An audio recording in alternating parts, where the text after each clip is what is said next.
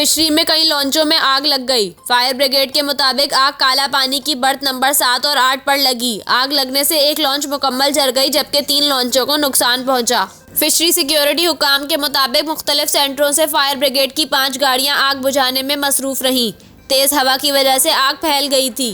दूसरी जानिब ईदगाह में फायर ब्रिगेड हेडक्वार्टर की बिजली बंद होने की वजह से पानी की फराहमी मुअत्तल हो गई थी।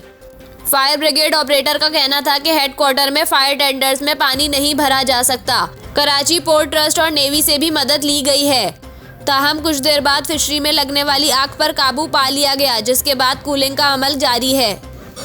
लॉन्च मालिक का कहना है कि हमने मुख्तलिफ लोगों से उधार लेकर लॉन्च तैयार की थी। हमारी 20 साल की मेहनत ज़ाया हो गई। हुकूमत मदद करे। पहले भी आग लगी थी, इस वक्त भी कुछ नहीं किया गया था।